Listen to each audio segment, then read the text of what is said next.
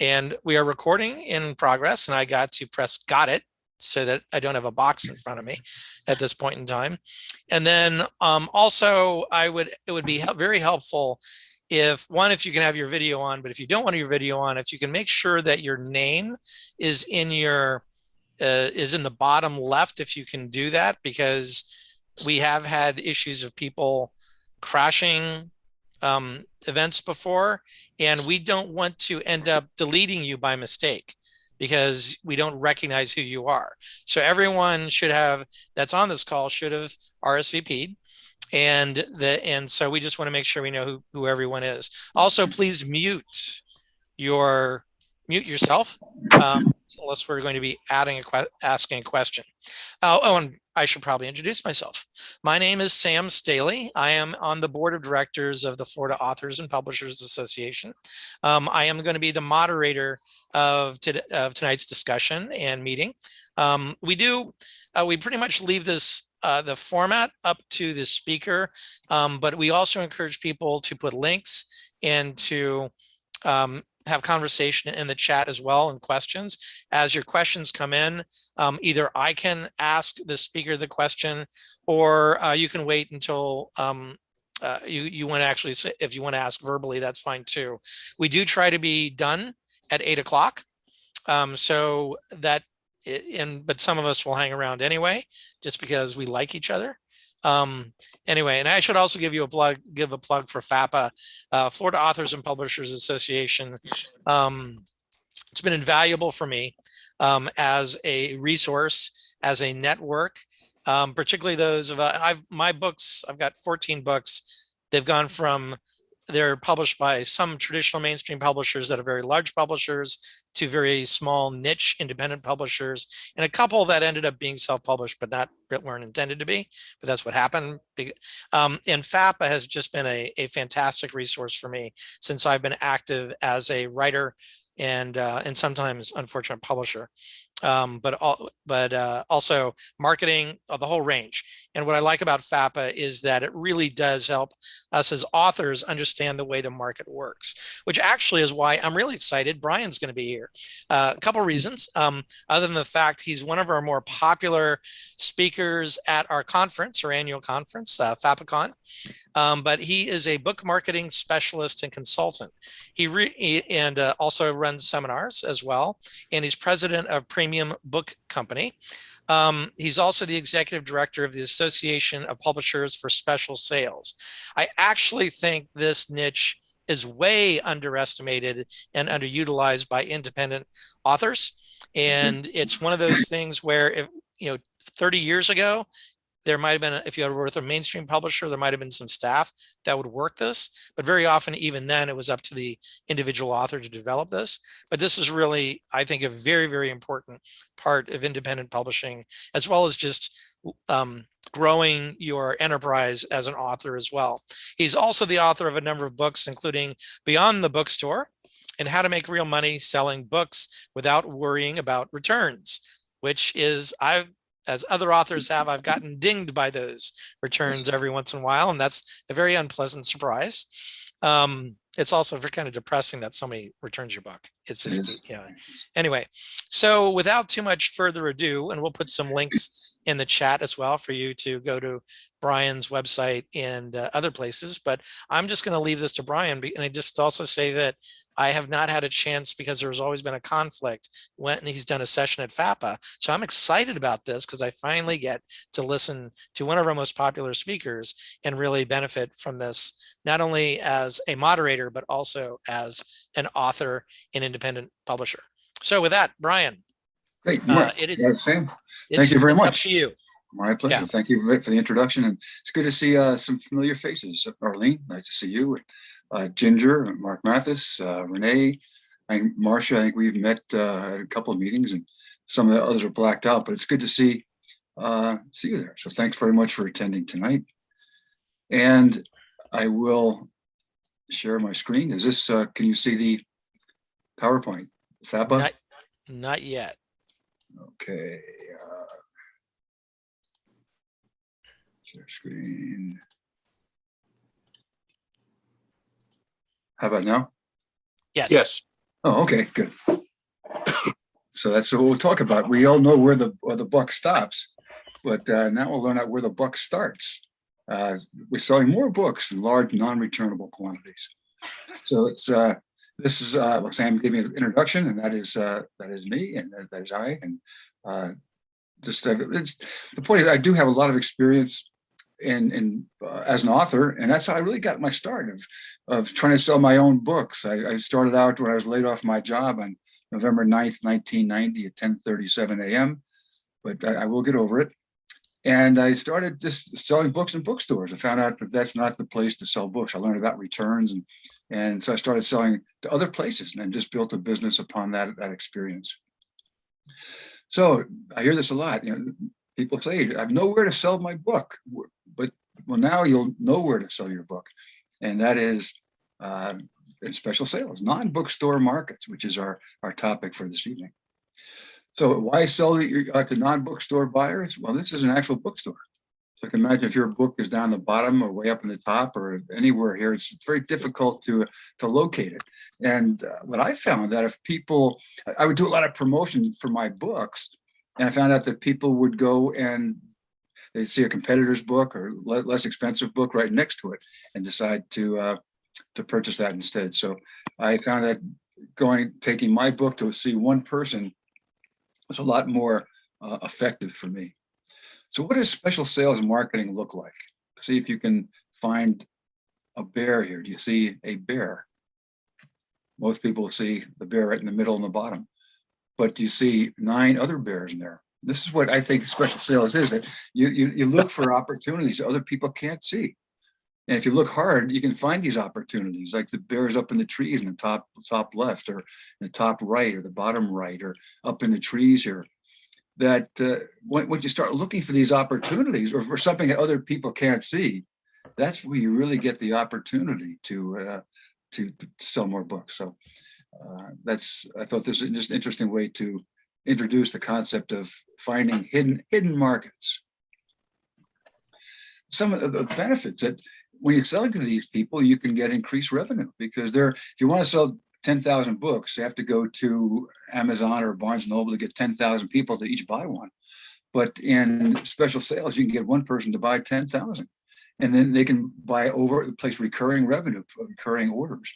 And when you print in that quantity, your unit cost, your printing cost is substantially lower. So you become more profitable, and you get a lot less competition. When you're talking to a corporate buyer or an association, there are no other books around there, that they're only focused on yours. So there's lot less discounting and fewer, if no, returns. I put fewer there because there are, I'll explain the 2 areas of special sales: of retail, non-bookstore retail, and then non-retail. So in the non-bookstore retail, there are still returns that you have to deal with. So, but they're not in the non-retail sector. But you can see that then you get improved cash flow, which is always good for authors.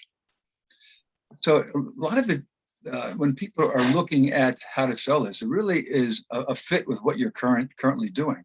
Most people, they sell through bookstores, whether it's the chains on the internet, independents, and they may also sell through websites, through their mobile marketing on social networking. That's part of it.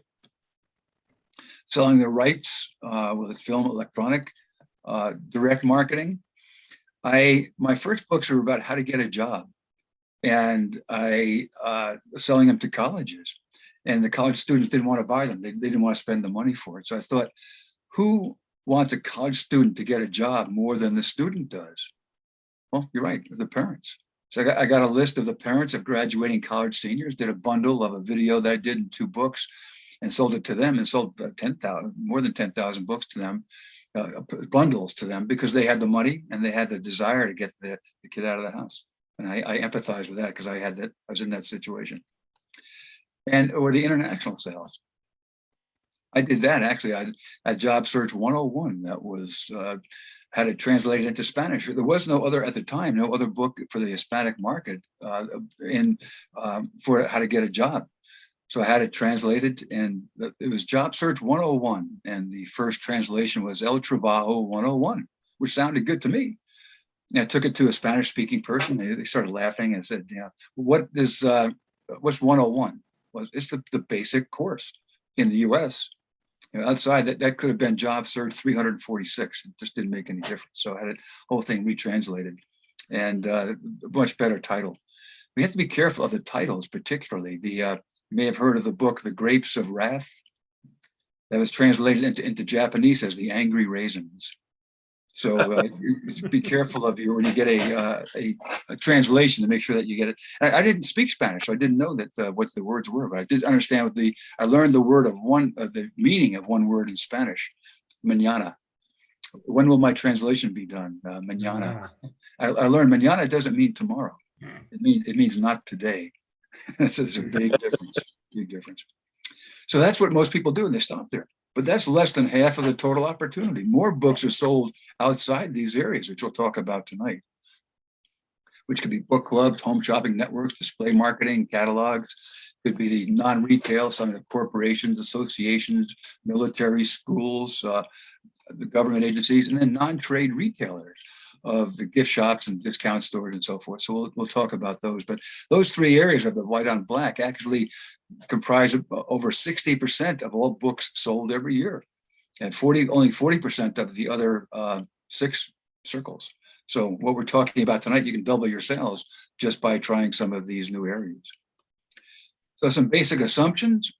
1, stop selling your books. People don't care about your books. They want to care on the media. They don't care about selling your book. They want a good show for the audience.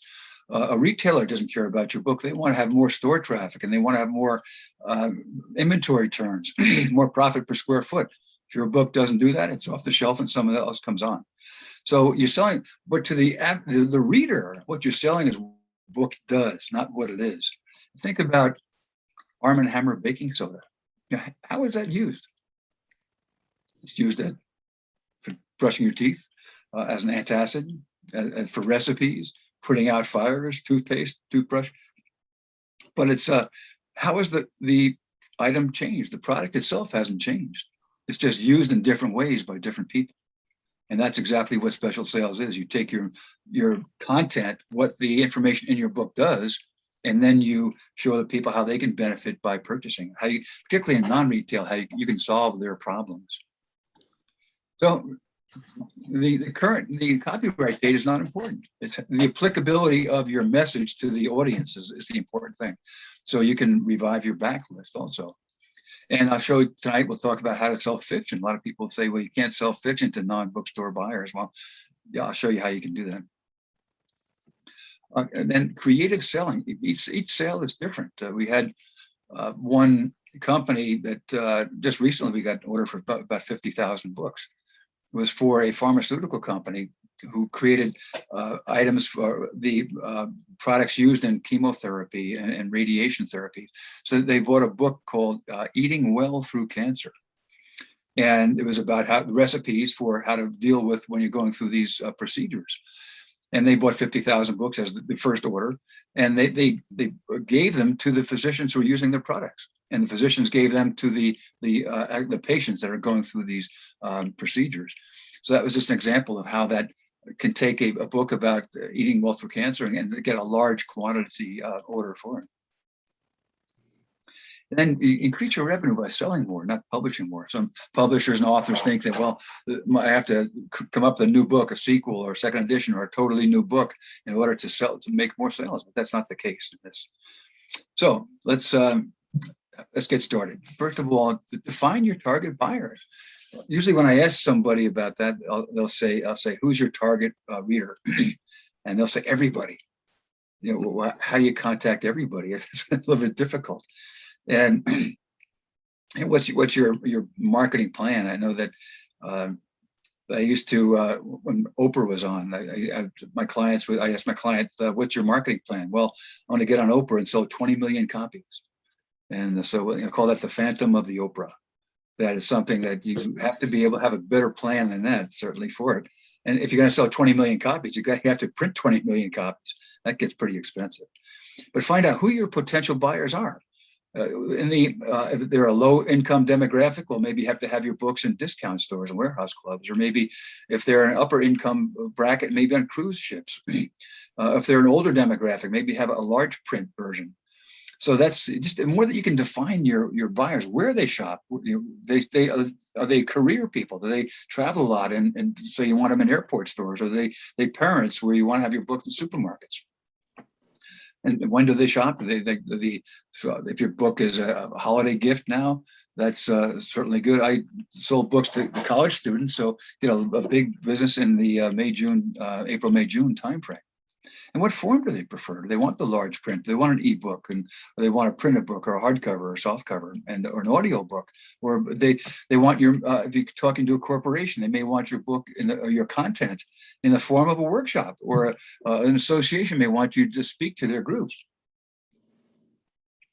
So the idea is that you want to provide the form in which they want, not what you want to do. This is a critical question. Who else could be a likely reader? Who could use the information in your books? Well, I thought of selling books to how to get a job. So went right to colleges. And they, I sold right off the bat, there are 3,500 four-year colleges that have a career development officer.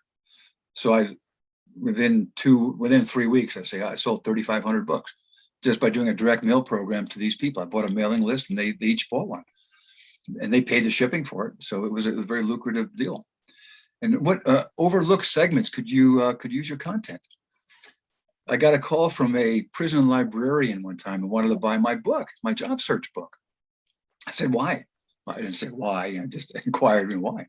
So when these people get out of prison, they need to get a job. We want to train them to get a job. I never would have thought of that.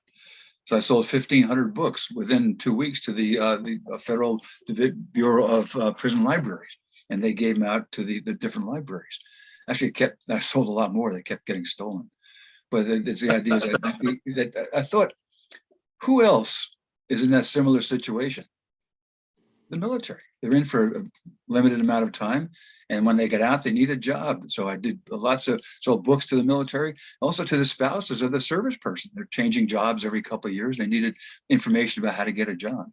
So I sold a lot of books to the military on that. The decision influencer, the parents of the job search books, and what form do they want it? The college students didn't want to spend $14.95 for a book. So I took 8 chapters out of there: interviewing, resumes, cover letters, telephone interviewing, created little 32-page books and sold those to the colleges. And if they bought 10,000 of them, I printed their logo on the cover. So they got them and they gave them to the students.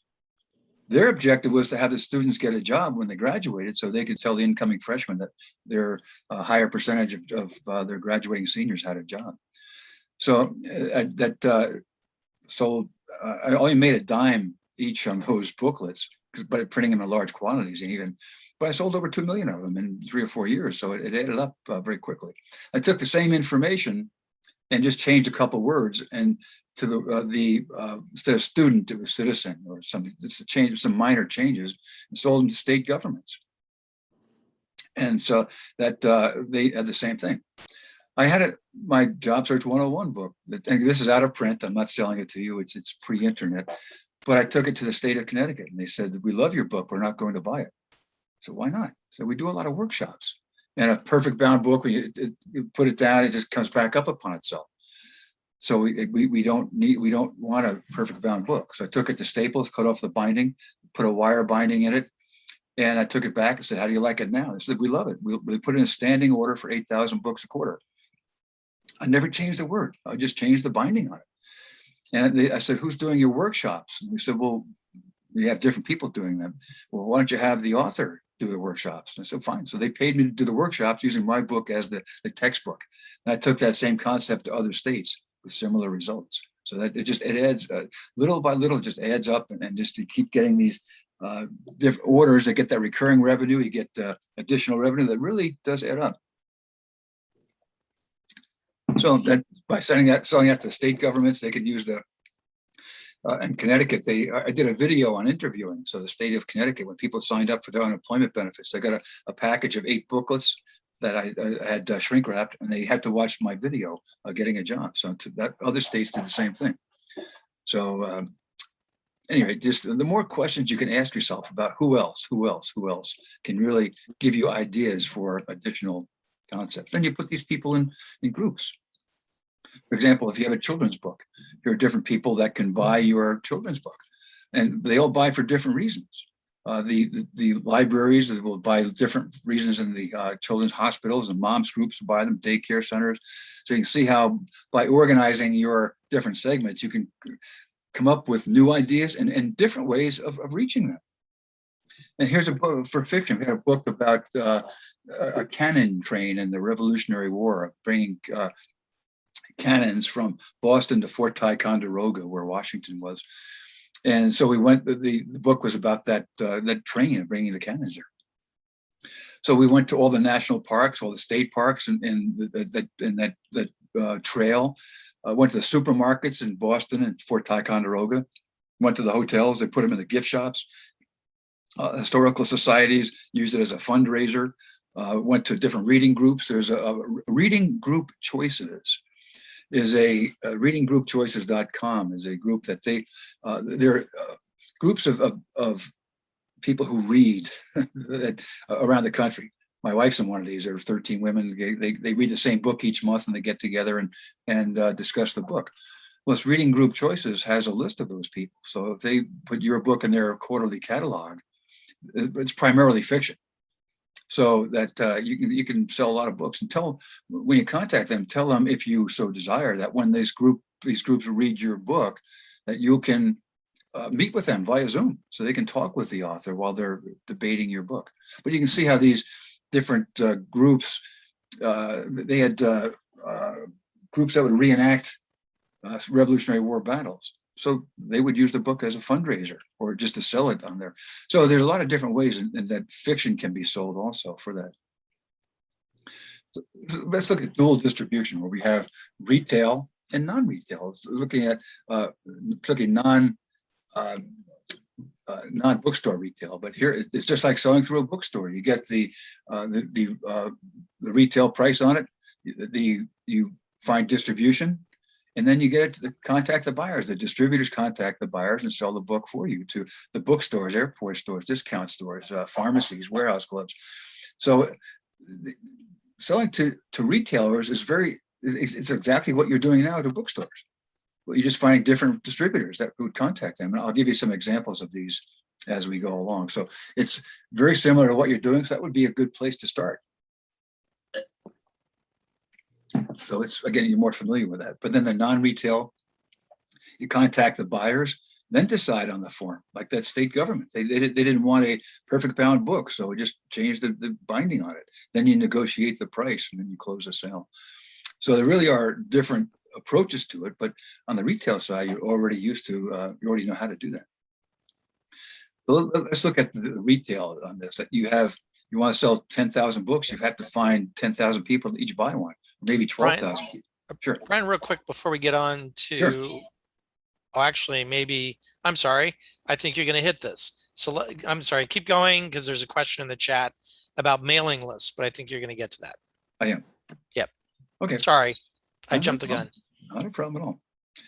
This is, actually, we can have this more of a discussion. I'm fine with that. So instead of just me talking the whole time. So anytime you want to break in, Sam, is fine. You look at this value chain, that the arrows go both ways, that they are returnables. Anything, if you think retail, think returnable. So you get the books are on the shelf, the spine out. So your spine is very important. Have a good spine width. That you have to have good distributors and wholesalers. The books are returnable, and you get paid 90, 120 days. In many cases, well, my publisher actually holds an escrow an amount just in case of future returns. So let's look at some of these retailers that people want to get into. Costco, they want to get into Walmart and Target, which is not bad depending on your demographic. If it is, again, a lower income, or may have young mothers, young families that need your content, but they shop at these discount stores trying to stretch their budget dollars, which is certainly understandable, as I did. But just when you look at the large Costco's or warehouse clubs, that the if they order 10,000 books, that you have to print 10,000 books. And then you have to put money into escrow to cover potential returns. And then you have to get a product liability insurance policy, and particularly anything that has recipes or anything that could danger one of their customers. You have to get that liability. So you're putting a lot of money into it. Then you may get 5,000 books back. So you're paying shipping for that. So I just suggest not getting involved with the warehouse clubs until you have more of a substantial base, a financial base for that. But certainly the discount stores are good. Airport stores are called pay to play. You may have to pay for the big airport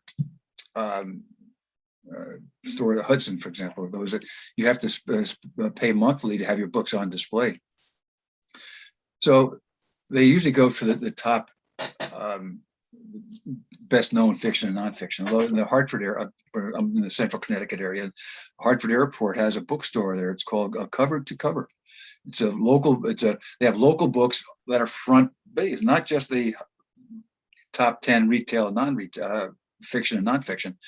But they'll have books on how to do a lobster, a clam bake, how to cook lobsters, and so it's more of a New England flavor to their assortment. So you want to be able to find out who's the customer of your customer. At an airport store, it could be business travelers, it could be families on vacation. But the idea is you want to sell to non-bookstore retailers on the concourses. And does this show up here, Sam? Is the Minneapolis? Can you see this? Yes, we can see it. Okay, this is the website for the Minneapolis airport. So look for dining and shopping. Now you're looking for potential non-bookstore buyers. So you're looking at in Terminal 1, you want to shop. And so you want to, who's selling books on Terminal 1 at the Minneapolis airport? Well, here are a list of 29 stores that sell books. So you don't have to pay to play here. And so it's something that you can just contact them. Or you may like a special, say your book is about clothing or fashion. Well, you can go to these places and contact them, and you may be the only book in their store. So you're eliminating your competition. So just by going to the airport website and then just seeing what stores are on they have there, then you find that, call them, ask who their distributor is, and you can do that. So airport stores are a good place and good opportunity, particularly if you don't go to the airport bookstores. Supermarkets, again, think of who is the customer of the customer. Well, maybe families. They're looking for products. They're looking for, certainly they're going there looking for food and items. But say you have a cookbook, how to cook fish. Well, go to the frozen food or go to the fresh food counter, who's the category manager for that, and get these people to get a counter display. Go to bookdisplays.com and get a counter display. So you have 10, 12, whatever number of books in there. So they just put it right on the shelf. You know, how to cook salmon, how to cook sea bass, how to cook fish in general, or meats or whatever. Had a program with Omaha Steaks. They had a big deal a big problem with people calling up. How do I cook a hamburger? How do I cook a hot dog? So they put a little booklet in there when people would order hamburgers or hot dogs, put a little booklet in there about how to cook a hot dog. So they save a lot of their customer service calls. Choicebooks.org, big in the pharmacy segment, that if you have books, it doesn't have to be on healthcare. It could be on books that are about children's books, or books that are on careers, on not necessarily how to get a job, but how to balance life and career, personal finances. I first saw this at a CVS that they had it's called a rack jobber. It's just a wire rack, and they just put the books on there. But they weren't necessarily about healthcare. It's just a wide assortment. But choicebooks.org. Museum, zoos, if you have books, kids' books, Event Network is the distributor for that. Eastern National for the parks in the eastern U.S. and the Western National Parks Association for the Western parks in the Western U.S. And you can go to their websites. Sam, this is really a good spot. That you go to their website, and it shows you click on the state, and then it lists all the parks, the national parks particularly. You click on that, and it's a direct link to the gift store buyer. So you can contact these people. You just spending time just by clicking through and asking them about or telling them that you can send them a copy of your book or you want to get Event Network as a distributor first, but then you contact these people to buy your book. So then parks, the museums and zoos is Event Network, and parks of the Eastern National and Western National Parks Association. Gift shops. The customer of a Hallmark is much different from the customer of a Spencer Gifts, as you can well imagine. So you really have to know the customer of the customer, and if you can, when you go, what I suggest is go to the stores. And we did a program with Restoration Hardware, where I went to the physical store, and with the manager's permission, I put a book on a desk that they had there, took a picture of it, and then got their catalog and put that picture on the catalog page, which I thought it would go with a little description of it, and sent that to the catalog buyer. So here's how this book would look in your catalog or in the store. And they really liked the idea that I took the time to show them how the book could look in their catalog. But here, just one moment.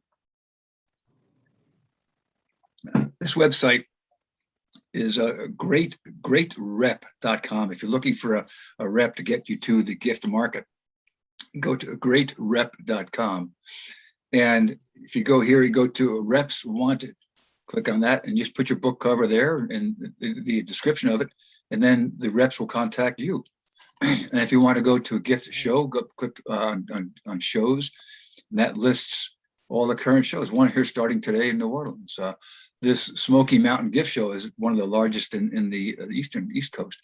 But you can, there's one in Miami, the Asia American Trade Show. You just click on here, and it takes you to their website and find out who are the exhibitors.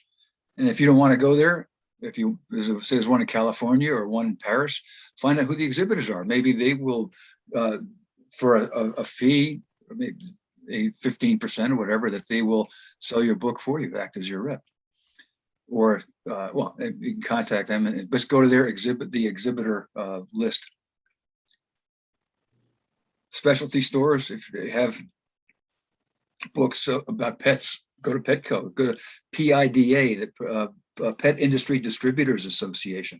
They distribute your book to PetSmart, Petco, but also mom and pop pet stores, so that you can get some good variety on that. And Home Depot stopped selling books a few years ago. It's a great opportunity for publishers because publishers stopped calling on them. So what we did, had a book on barbecue cooking. So went to the category manager for gas grills and barbecue grills. So we said, put the copy of this book in each grill. When people buy it, they get a free book along with their purchase.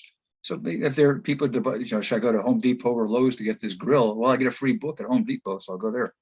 So the concept of is really can work with a variety of different products that you're getting the store.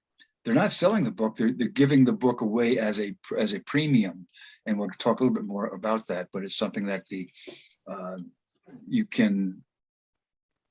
stores that are not buying books for resale, you can still contact them, and you eliminate your competition. That's with some of these consistent themes that of no returns or no competition or recurring revenue. They really can add up very quickly to your revenue.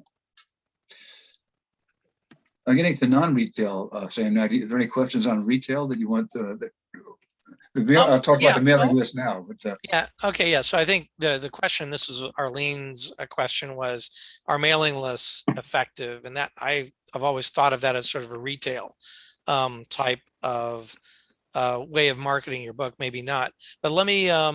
So I guess there are two issues that I think we have is, yeah, so Arlene's question is, do you recommend buying mailing lists?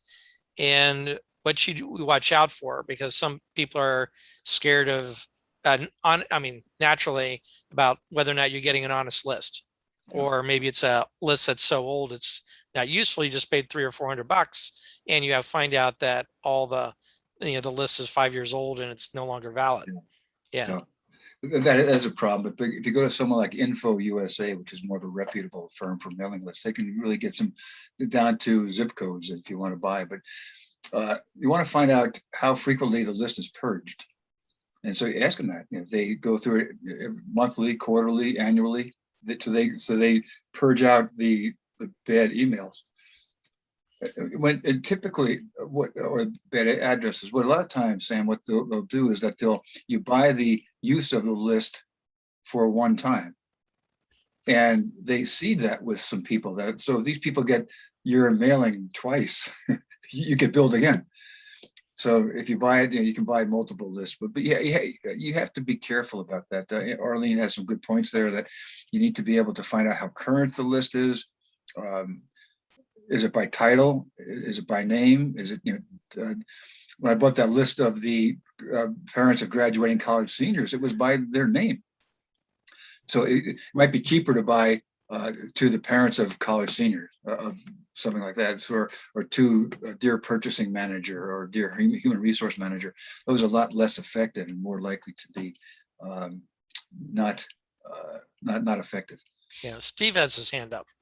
So Steve, you have a question? Yeah. Hi, Brian. Thanks for doing this. I've got two questions, really. Can I either get a hold of this presentation from you, or is this in one of your books that I could pick up that would have this information in it? And the other question is there much of a difference in application for these processes for someone going through a traditional publisher or for publishing their own book? Okay, great. This, I understand, as Sam said, this is being recorded. But there's a great book called How to Make Real Money Selling Books, that by Brian Jud, that you'll find that has all this information. It has I'm just trying to hit the high points here, but it has information about how to contact the distributors, how to contact these people.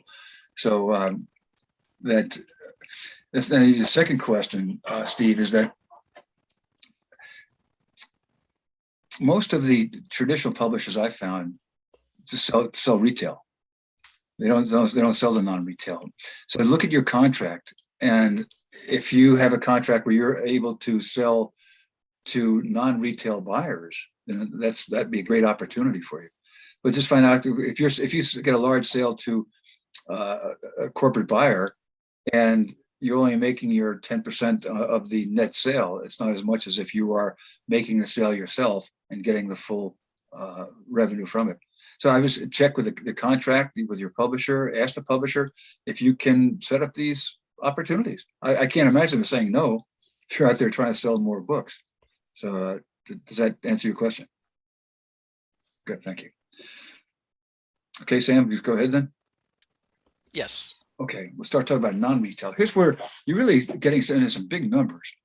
That if you want to sell 10,000 books, you can sell 10,000 books to one person. And they're not buying books, they're solving problems. We had one company that wanted to reduce absenteeism, wanted to increase productivity, wanted to decrease their healthcare costs. So we had a book on walking, and they had 10,000 employees. So we got this book. We set up a continuity program. So the first month, everybody got a book on walking. Second month, a pedometer. Third, a journal to keep track of their exercise. And they hired the author of the walking book to be a spokesman for him. And they paid him to travel around the country and talk about the benefits of a healthy lifestyle. So they didn't want to buy books. They wanted to reduce absenteeism and increase productivity and so forth. So we helped them solve their problem. So that's what you're selling, the content, not the books. But there is no distribution here. You're contacting these buyers directly. I'll show you how to do that. But Arlene's concept about the mailing list is one way to do that. But you contact them directly, but you get a lot of faster cash flow that they get paid in 30 days in most cases. If the federal government doesn't pay you a non-contested invoice in 30 days, they have to pay you interest. So there are some benefits to that. But you can see that they're not buying books for resale. They're buying books to use as a promotional tool, which is a major difference. So you're selling directly to the decision maker. There is no long value chain. If you're working through a distributor, you may be only making 30%. They take 70% for a typical retail distributor, like 65, 70%. So if you sell books to a corporate buyer at 50% off, you're 20% ahead right there. So you still have some negotiating room for that. So how companies use books? Well, they may gift it to customers. This time of year, if you have a picture book, a coffee table book, they may even, if it's a good fiction book, that concept of product placement, where you can, if your character's jumping into a car, well, have them jump into a Lexus, and then try to get Lexus to use that as a gift to their customers, and maybe put it in the glove compartment. Everybody who buys one, we have books with business books, particularly set up on a corporate library. Well, they do a lot of fiction though in corporate libraries for the people who are traveling. Employee awards, having them increase their sales. We work with a chain of children's shoe stores in Texas. And their objective was to sell more shoes. So we created this punch card program that when parents spent a certain amount of money on shoes, they got a card punched, and they got 4 of these punches. The kids could choose any book from the selection of children's books that they had, in both ebooks and printed books. So they use it as a fundraiser. And ad specialty is something that here's a book for, you come to our trade show display. Here's a book, just you don't have to buy anything. Here's a book just for coming here. Where a premium on the other side might be a gift with order, a gift with purchase, where you would when somebody buys something, they get the book as a thank you for that. Like the barbecue grills, they get the book, thanks for buying our grill. Here's a free book along with it. Self-Liquidator is a book, generally a higher price book. If you have a $49 or $69 coffee table book, the Self-Liquidator is the company will say, here, you can buy if you buy X dollars of our product, you can buy this book for $15. It's a nice discount from $69.95 to $15, but that might be the cost of that. So the company's breaking even on that price. So they're not losing money on the sale. Sampling. There is one author had a book on 110 ways to clean an office or something to that effect. And so she sold the rights to a paper company, I think it was Hammermill or something, that they bought the rights for this booklet, and they paid her per booklet. But they did, when they printed this booklet with these 110 tips, each page was a different sample of their paper. So they could hand this booklet out. It had some value to it, but they also were giving out samples of their paper on it. So that's examples of how that. So here's the different ways of finding out these people. Manta.com is a list of 12 million US companies. It has addresses, phone numbers, email addresses, websites, names of people to contact. And it's so that's a list right there. They get the SIC codes, standard industrial classification codes. These are from the government puts these out. Directories, New England Manufacturers Directory, something like that. Trade journals could be really good opportunities, and also trade shows. I did it back before COVID. I went to a lot of trade shows, and you can meet a variety of different prospective buyers in 3 days. You can meet 100 of these people just by going there and contacting them. Like same with the gift shows I showed you before, how you can go to a trade show and just contact the exhibitors. Internet searching, networking. And to Arlene's question here, the mailing list could be a good way of going that. You can get a list of HR managers. So this go to the SHRM, Society of Human Resource Managers, and see if you can buy their member list. So that's, you can go to the association to get it. That would be a much more likely to be current on that mailing list, Arlene. that if you get the membership list from a trade association. Some can't do it, like for apps. The Association of Publishers for Special Sales, we tell our members we will not, and we don't sell their mailing lists. I have a question from the chat, which I think Okay. would be useful. I mean, it will at some point, but this might be a nice break. One, are there companies that can do this for you? It's an awful lot. So Richard actually put in the chat, it's an awful lot of work. So the question, I mean, part of it, I guess, is you have the choice of doing it yourself, but are there companies that actually will help you do this or work with you to develop these lists, curate these lists, and figure out how to reach out? You might get a publicity firm that will help you create a mailing list and get a flyer to send along with it. But for the other, as far as contacting the people, that's my business. What I do, I would take a book in my program, and we work through a national network of sales reps who contact these associations and corporations and schools and military for that. So my contact information will come up at the end, so I'll have that you can contact me for information about it. Do you do much with fiction, or is most of what you do nonfiction? We do a lot of fiction. I would say a lot. I would say it's probably 80-20, 80 nonfiction and 20 fiction. It's coming up more, the fiction. We're working with a bank, and the bank wants to reward its customers and its prospects and its employees. So we're setting up a branded bookstore on their website, and we're creating these one-time use codes. So they'll hand them out. They get a prospect come in and wants to get some information about a home mortgage or a business loan or whatever. We created coloring books for the kids to play with the color while the parents are talking with that. But then they give these customers, the employees, these one-time use codes, and they can go to this bookstore on their website and download any book they want. So we have a lot of fiction in that. But it's also for business books, how to shop for a home mortgage, how to shop for a business loan. And so they get the book for free, and it's branded by this bank, so they're much more likely to go to that bank for the help on it. So kind of a long way to answer your question, Sam, but there is some fiction involved with that for different types of companies that we're doing that same concept for. Some just have just fiction on it. Yeah. Thanks. You're welcome. So the spokesperson, you can become a spokesperson. You can, for associations, you go to the Encyclopedia of Associations and you come up with these. Go to the membership chair. The membership chair's job is to increase membership. So they get your book, and if people join the association or renew their membership, they get a free copy of your book as a thank you. And a lot of these associations have a website, a bookstore on their website. Sell to the government.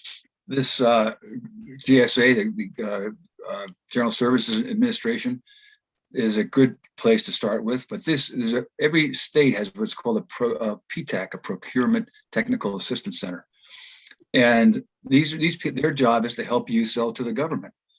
So if you go to this website and you want to find some of their PTAC in Florida, for example, well, you go here, and Scott Nurk is in Miami, and if you have something about Homeland Security, have a book for veterans, that's good, or maybe to Arlene Boyd Alston in Jacksonville. If you have books for the Navy buys a lot of fiction for the sailors on board ship. We'll talk about that in a moment, but for selling to the military. But these PTACs, their job is to help you sell to them. So this is the contact information for the people in Florida. And you can go. Every state has one or more of these. So you can this procurement center representative, just to a Google search on Procurement Technical Assistance Center, or even PTAC, and search should come up. So to the military, just said that the Navy buys a lot. The military buys a lot of fiction. The Department of Defense runs about 200 schools outside the U.S. They're always looking for new products, and you don't have to go through the laborious approval process as they do for public schools. They buy books much more readily. The AAFES, Army Air Force Exchange Service.com, AAFES, Army Air Force Exchange Service, is the largest of the exchanges. And they have a bookstore on their website, children's books, fiction, nonfiction. It's not about government. It's about a variety of topics, how to get a job, how to just fiction books or books for kids. Like the libraries that they have, excuse me, they're looking for quality product. We had one client in Connecticut that got a mailing list of all the libraries in Connecticut. You go to publiclibraries.com and it has that list of by state. And he went to these libraries in one summer, went to like 60 or so libraries, and they paid him $50 or some an honorarium to go there. They promoted it. He had an hour presentation on how to write fiction, and they in I think he sold 3,000 books, list price, non-returnable, right at these events over the course of 3 months over the summer. So it was a nice summer's work. But so libraries can be very lucrative. You don't have to just go there and sell one book to a library through Baker Taylor or through a wholesaler. You can do these a library tour and do a presentation there on your topic. Academic market, most people think of just selling to the public schools, but they can sell to the homeschooling market, which is an enormous opportunity and growing, particularly post-COVID. That people they want to school their kids at home. They're looking for fiction and nonfiction for kids at a variety of ages, preschool on up. So just one comment about, this may sound laborious and a lot of work, but just think about, you have to give it time to grow, the whole opportunity. Think about, make the analogy to bamboo, that in year one, you plant a bamboo tree and you water it and you get lots of light and talk nicely to it and it grows 2 inches. In year two, you water it and give it lots of light and talk nicely to it, it grows 2 more inches. Year three, you do the same thing. It be very nice to give more water and it grows 2 inches.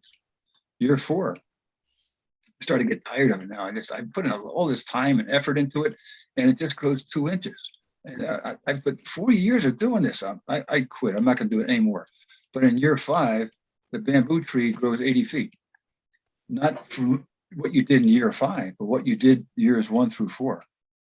So my suggestion is, I just want to end this on this topic, Sam, that if you give it time to work, you do the making the sales calls, buying the mailing list, doing that, going to trade shows, getting the retail distribution set up, so you're getting some revenue coming in while you're making these large sales. But just create a plan how you're doing it, and just give it time to work out. I tell people that to get that 50,000 book order was over 3 years. So it takes time, and you just don't give up. So I think you can make it work. So again, the Premium Book Company is an example. We can do this for you, and we can set up the retail distribution for you or sell your book to all these non-retail buyers. And Steve, you asked about the book. This is the second edition. It was just out a couple of months ago. Updated edition for that of how to make real money selling books.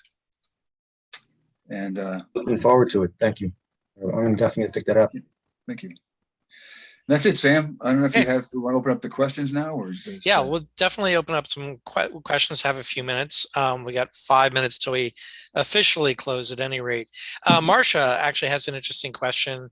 I don't know if you have spent much time in this area or not, but any ideas about how to market political books other than politicians?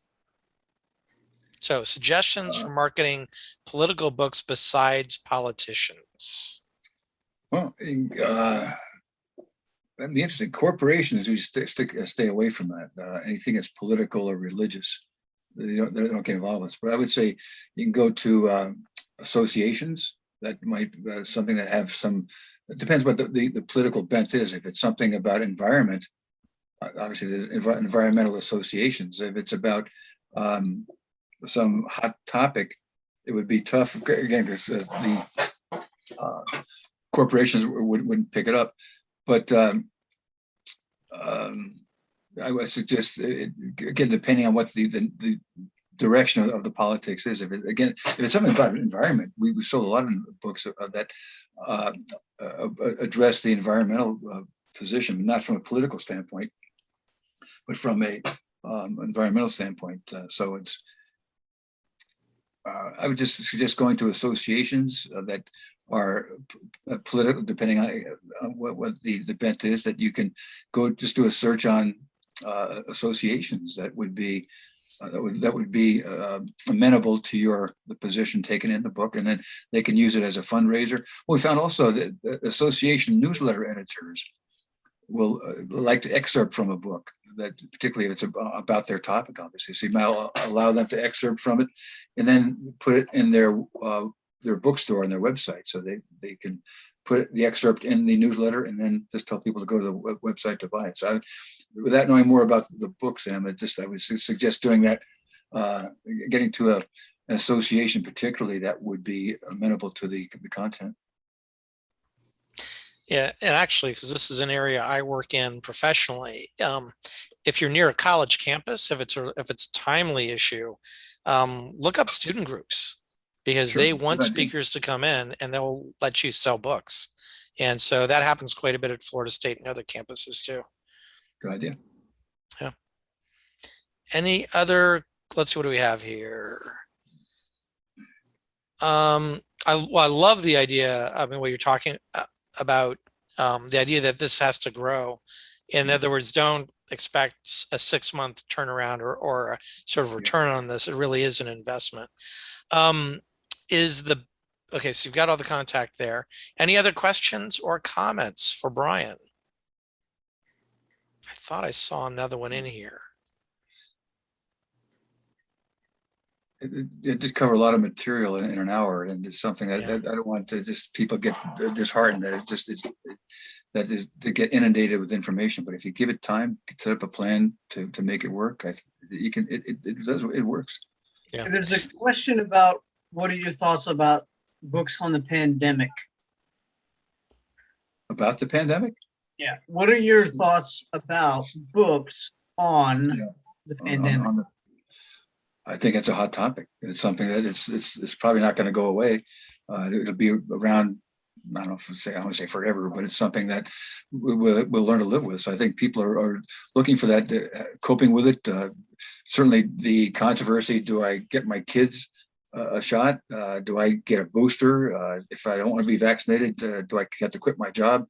So depending on the pandemic, if it's about how to open up a restaurant or a gym during a pandemic, that's obviously a good source of, a lot of people would be buying that. So it's about the individuals, how they cope with it. Is it about working remotely during a pandemic, how to deal with family and a career while you're working remotely? So depending on the topic, that you can find those niches, those segments, people who are interested in that particular part of it. But as I say about the pandemic, that's like saying the book's for everybody. That you need to find out more about the direction of the content, who's interested in that, and then how you can get that to them. Yeah. All right, we are just at 8 o'clock. I don't know if Brian, if you have a few minutes, you can hang out with us a little bit more. You have to go, but I'll just close. And I can hang around too. As well to help. I'll just, a thought I've had, and I think it's something to think about for fiction authors. I think very often fiction authors don't appreciate how their themes and their characters might actually connect to current events. And this is something schools look for, but also parents are looking for, as well as a lot of people that are going through particularly difficult times and efforts. So I've found that my fiction will often connect with trade associations of specific segments. And so I think it's really worth really thinking outside the box on a number of these cases. And some genres are particularly effective at addressing nonfiction topics. And so to think about where you can actually sell that, I think is very useful. By the way, Brian, I just bought your book. I should have bought it at the FAPA conference, but I just bought it now. So actually I've got the Kindle and the paperback coming. So you got a twofer from me. So awesome. Thank you very much. Okay. So anyway, if you want to hang around, that's great. If not, you are released, and you will not be shamed if you leave, and or otherwise bullied or intimidated because you didn't show proper amount of respect for me at Oh, this I'm point. So sorry. yeah, Brian's okay. Whatever. Okay, Yeah. Mr. Stadig, I'm sorry. I was calling you Sam. I'm sorry. Yeah. If anybody has questions or would like to talk anymore, I'm happy to stick around. Yeah. Ginger Well, and I were in yeah. Do a you mastermind group for a while, and that was she was very active in that. So nice to see you again, Ginger. Yeah. And Arlene was we've talked several times on at different events. I recognize some of these names. Yeah. Also. I moved from California to Florida, so I've changed groups. Oh, okay. I have another friend that just moved from California to Florida too. So we're getting more and more of those folks coming. They're either going to Texas or Florida. Well, I imagine a lot of people from Connecticut moving to Florida too. Yep. We are a receiver state from New England in the Midwest, without a doubt. Yeah. Brian, I thought I was intrigued by your 80-20 split. Do you find that selling fiction to niche market, is that just because a lot of your work has been nonfiction and it sort of draws nonfiction into the way you market, or does it really suggest that nonfiction is just easier to market through these channels than nonfiction? I mean, than fiction. It's just that we work for a national network of about 60,000 salespeople that are not book reps. These are promotional products reps. So they're selling cameras and watches and coffee mugs and keychains in our books. These corporate buyers are non-retail buyers. And they just find that nonfiction is easier to sell. Yeah. So it's something that we have to really work. They'll come to us and say, what products do you have that would be appropriate for this particular company? And then we could come back to them with something about fiction. But the concept of product placement is really helping the fiction business, where we can go from a generic name to a brand name. Somebody grabs a beer, well, you name it. If somebody grabs jumps in a car, well, you name it, you give it a brand name, and print a copy with digital printing. And if Lexus says, well, we're not going to do it, then you change the name to BMW and take it to BMW. So we're learning more about the concept of product placement for that. But they'll also fiction as a gift for customers or for employees can be very well. And they don't necessarily want the top 10 fiction because the people may probably already have it. So they're looking for good fiction that is somehow related to their cause or their product line or their customers, something that would, it's not just a free book, it's some book that has some reason for the company to give it to them. So fiction it's growing. And the 80-20 rule was just off the top of my head, Sam, but it was, but I think it's not far from that. It's not far from that. It's growing. Ebooks are growing too. We didn't do very much in ebooks initially, but now they're starting to pick up. Yeah. Reminder that in the chat we've put links to Brian's website and also other things to follow up with. So feel free to click on those and bookmark them for going back. Is S. Persad. What are there general pricing guideline structures for special sales?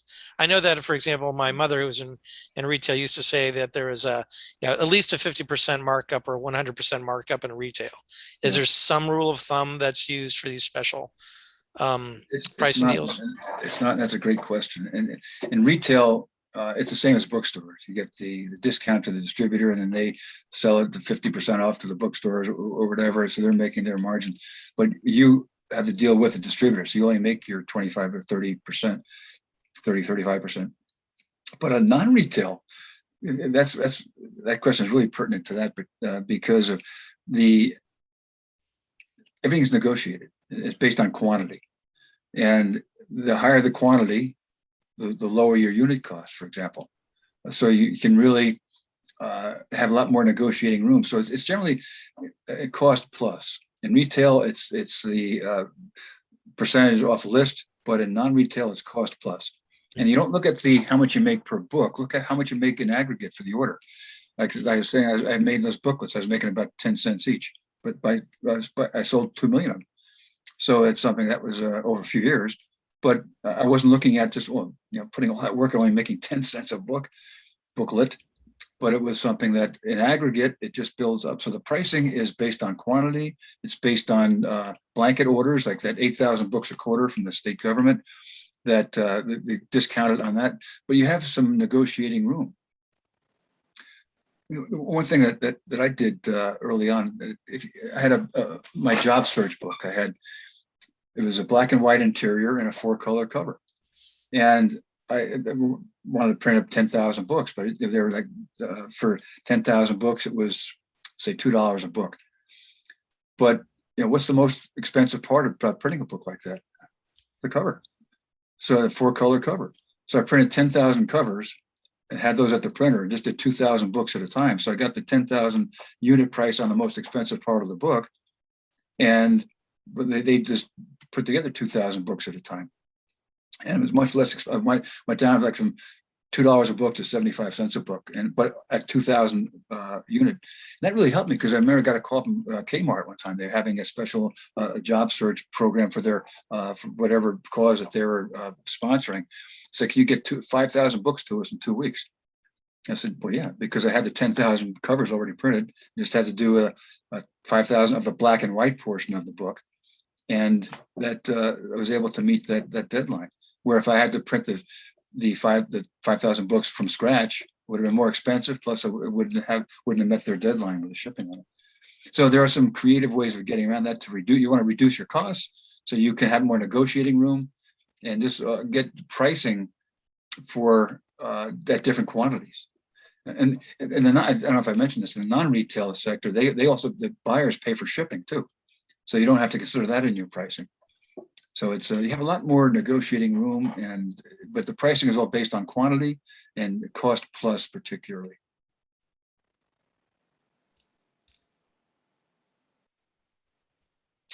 Does that answer the question? Oh, answer my question. Yeah, I'm good. Okay. Not hogging the whole Zoom room at this point. Brian, this is Steve again. Yes, Steve. I'm interested from a fiction standpoint. My question is, are you seeing much in this process that lends itself to repeat sales, or are these like one-time blocks of business and you just repeat the process? We haven't had the recurring orders for fiction at this point, Steve, but we have a lot more interest in that, and a lot more ideas for it. I should say that, but the sales have been mostly retail. To the retail outsells fiction probably 80-20. It's more you make it through retail. You'll probably sell 80% fiction and 20% nonfiction. Probably should have qualified that earlier, Sam. But it's just in retail, it's primarily fiction, but it's all returnable too. So the orders can be larger, but you get the returns if they don't sell. But on the non-retail side, Steve, it's we haven't seen fiction pick up a lot, but our sales team will not sell fiction. Will not sell retail. I'm sorry, will not sell retail. They only sell non-retail. So I don't really, unless a corporation buys a large quantity of fiction to give away, but that's typically not a real large quantity. It's typically not recurring revenue, which I think was your question. Yeah, I think the strategy I'm getting from this conversation is that as a self-published fiction author, you almost have to have both lanes covered. One lane that you discussed tonight, and the other possibly doing the retail side of the house, where you do trade shows, booksellers and the like, and then also maybe work some of the non-retail clients that you talked about tonight. Yeah, I think that starting off with the retail, that your distributor may already have access to these buyers in retail, in airport stores or supermarkets. Ingram does some of that. So that's the place to start, because if you go to Event Network, or if you go to Great Rep, or if you go to Eastern National, you can get instant distribution. if they like your product. And if you, Mhm. when you send something to these distributors, they want to see a marketing plan with it, but most of that marketing plan should be your promotion, because that's bookstores, retailers, they don't sell books, they display books. And it's up to the author to get the people to go in there and say, oh, I heard about this book, or they see it at an airport store. I heard the author on the radio yesterday, or I just, whatever. But so should probably about half of your plan would be the promotion that you intend to do, have done, will do, to get the books moving off the shelf. So that's for fiction particularly, that's the critical part of the proposal that you send to a distributor. Well, Brian, We that do was that for you. that was a powerful observation you just made. It is the retailer's job to display the books. Yeah. It's the author's job to get people into the bookstore. That was Exactly. really powerful. I've never heard that phrased that way, but you're exactly right. And that's something that we miss over and over and over again as fiction authors, is we have it reversed actually in our brains, because we haven't. And so I think we had a FAPA. We're going to have to, we need a session on that at our conference to talk about this, or maybe even a practical tips. Yeah, I can do that. How to sell fiction for you. Just a program on that has how to sell fiction. Yeah.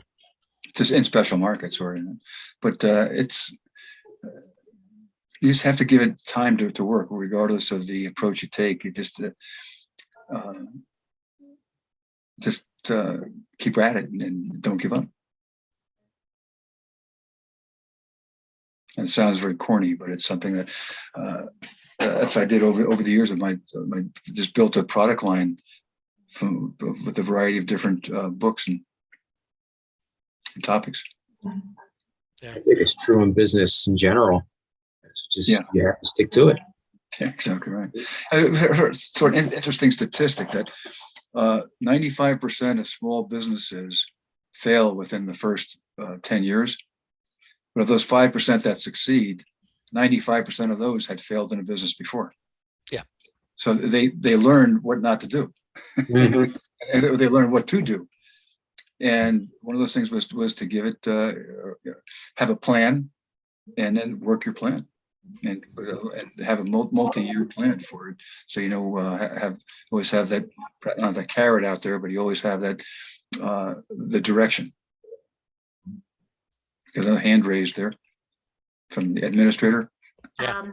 I don't know how to get my name on there, but anyway, first of all, I want to thank you very much for this presentation. It was very helpful and eye-opening, to say the least. So I really appreciate the time you took to tell us all about these good ideas. I was just wondering if you have any knowledge about, because a book signing, say if you're doing a book signing in a bookstore, because you are up front and center, so to speak, I was wondering how the finances, would you know at all how those finances go? Do they take half the profits, or do you know, I don't know how that comes out at the end as far as financially. Yeah, well, they just buy the books from Ingram or whomever, directly from your publisher, so you would get your royalty. If you're self-published, then you can work out a deal with them that typically they'll buy it at 50% off. I see. So, and again, So it's depending on the 50-50. quality. Yeah. Okay. But one point I would like to make is that I did a lot of lonely book signings. That had my books there and did a book signing, and people would I thought people would flock into it, and they didn't. So what I learned is that to do an event, so I did a presentation on how to get a job, and people came to that. That's what I was selling the content, not the book. And book signing is selling the book, and doing an event, you're selling the content. People would come to that, and then oh by the way, here's my book about how to get a job. All these things I've talked about. Here's how you can do it. It sold many books that way, but it wasn't, the objective was not a book signing. The objective was to provide people with information that would help them. And as a result, I sold a lot of books. Thank you very much. You're welcome. Ginger? Yeah, I just wanted to let her know that as far as bookstores goes, how they work the pricing, it really depends on if it's a corporation bookstore like Barnes and Noble, or if it's a mom and pop. If it's a mom and pop, then generally speaking, the author will buy the books at cost, and make a deal with them directly so that they will buy the books directly from the author. If it's a corporation, then it would be like Brian said, they will buy the books and just pay you your percent through the normal channels. Does that help? Yes, thank you. You're welcome. And just always, when in any position, just you don't want to be the first one to offer the price. That's what, like in a corporation, let's say how much is your book? Well, what's your budget? And something like that. So it's as involved in a sales situation and working with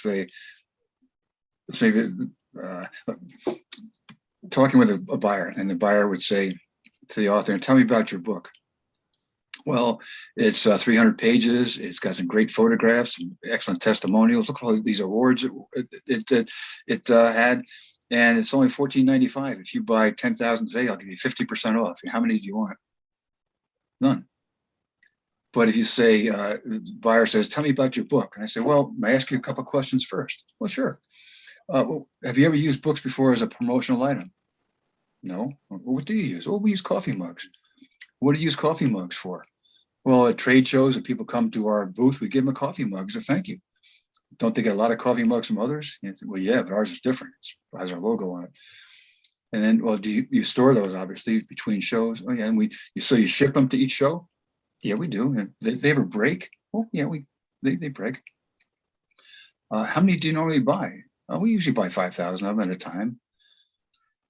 So now what do you know? You know their pain points, that they have to store these, that they have to ship them, have shipping costs, that they have breakage. You know that their budget is about $15,000 because the coffee mugs are about $3 each, and they buy 5,000 of them. So you have a lot more information. Now you can start negotiating. If you have this book, a one-time use code, they can go to Amazon or they can go to our website. They come to our booth, they get a little business card with a one-time use code on it. They can go there and order any book they want from the company. So that it's something that's unique. It's something that has no shipping costs, no breakage, no warehousing, and it's something that it could be a book about their business. So just by I don't know if I'm over answering the question here, but the more that information that you can get prior to a pricing negotiation, the much more likely you are to come up with a win-win price. Thank you. You're welcome.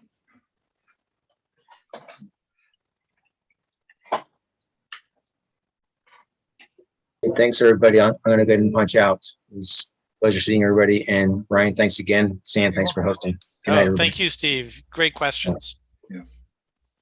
Sam, nice job. Thank you very much. Right. Well, thank you, Brian. I learned a lot from this, and so you take clients from. Yeah. So this is something I've been thinking about for the last 3 years. My fiction, I'm not all that. I mean, my nonfiction, there are definitely some things I can do, but my nonfiction is just in a different market in a segment. But my fiction, I've been wondering about you doing exactly what you were talking about, but not really sure how to navigate that. So I'm going to take a look at your website and maybe send you. Just consulting too for an hour or so. You want to talk? We can do that. That's fine. That's just just have questions and we talk for an hour, or however we want to do it. We want to start off. We just email. We can have a Zoom sometime. Yeah, and let me take a look at all the services that you provide. Sure. Because the other thing is that I'm limited in time. So really, what I'm trying to do is figure out how I can actually pay someone else to do a lot of this stuff. If it's going to pay, if it pays off, then it's great. But I'd like to get my fiction jump started. I've got good fiction, just haven't been able to get the sales, and that's what we have to figure out how to do. Yeah. So it's very good. Well, great. So I'm glad I can help, and looking forward to helping you more. Yep. Great. There you Great. go. All right. Thank you, Brian. Thanks, Sam. Thank you, Thank Brian. everyone. My pleasure. Right. Thank you. Great seeing you again. Nice to you too, Ginger. Thanks very much. Bye. Bye. So, Pat, we can probably stop recording. Yay. There we go. All right. Okay, all right. Yeah, that's fine. All right. Well, I guess, is there anything else, Pat, we need to talk about at this point, other than we're going to have to think about, I mean, I have to take the lead and work with Rich on how to light up December in January and February and March. We've got a list to start with, but I'm working with Rich on how to do this, and so he will understand stuff. Mhm. Yeah. We do it. Okay. All Um, right. All right. Okay. I would So, say, let me know what you need, but then I know over the next week and a half, I won't be able to do anything. So I will, I will follow up. I mean, definitely, I'm happy to get together with Rich. I also have to get together with Kristen on some FAPA business. obviously, these But, 3 people here are not even in contact. They're not even whatever. So Yeah. we'll just talk. Oh, here we go. They're leaving now. Yeah. Yeah, these are not FAPA members. Yeah. Okay. They're Yeah, not- I'll they're not we'll paying look at this. attention to whatever the hell they're doing. But anyway, Yeah. so yeah, we'll talk again. And I'm teaching Richard how to do this, and he can do this. Yeah. Oh no, it's easy. Yeah, it's fairly straightforward. Yep. And even if I mean, I can do it. I mean, a lot of this, well, yeah, we can do it. I mean, Richard will know. He'll pick this up in no time. So this is a fairly So whoever takes straightforward these thing. is apparently off doing something else. I don't know what he's doing. Well, but as host, you can probably kick him off. how do I do that? I don't even know. If you go to Bruce and you probably go up to more. What are your options when you look at more? I don't know. When you, I don't know.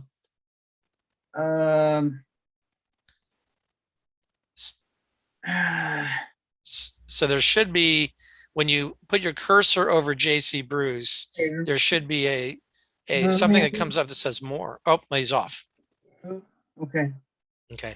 he's done. You know, it's really the FWA listening in, Because and trying to get our obviously trade he's tickets. not there doing anything or anything. I don't know. Okay, so it's just you and me. Yeah, I spent a lot of time with Richard yesterday, teaching him how to go into MailChimp and do all this stuff. Mm-hmm. And he's a little slow. Okay. He Oh, could- yes. Oh, yeah. So you're talking about MailChimp and okay. Yeah. All right. So I don't know if all of the people that signed up for this thing and we put them in MailChimp in Practical Tips actually got this link, because there was a bunch of people that did, and it was more like 30 people. that And it's it's signed up. That's a problem. Yeah, what we should do is see if we can send out an email to the people that were on the list and just have them confirm that they received the link. So, and then because just tell them we're doing quality control. All right.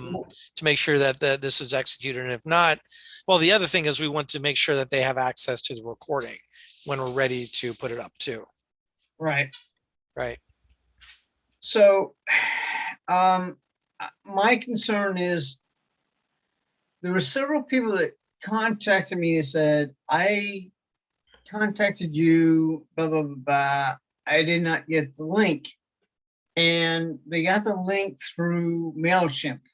Right. But when I sent the MailChimp thing out, it did not go. So I need to figure out why getting that. I do. It did not go out. Yeah. Okay. Yeah, I don't know. That is I wish I could be look more at help it. on We'll that. look at it. Let's just end it and yeah, we'll look at it. Okay. Look at it later tomorrow, maybe. I don't know. Yeah. Another time. When Yeah. we get a little bit more time. Okay. All right. Thank you for your whatever. Sorry, we ain't gonna do tomorrow, but oh well. Sorry, we what tomorrow? No TWA tomorrow. Oh, yeah, yeah. Well, it means Saturday Right. because it's Well, Thursday. Hey, I'm okay. Mean Saturday, right?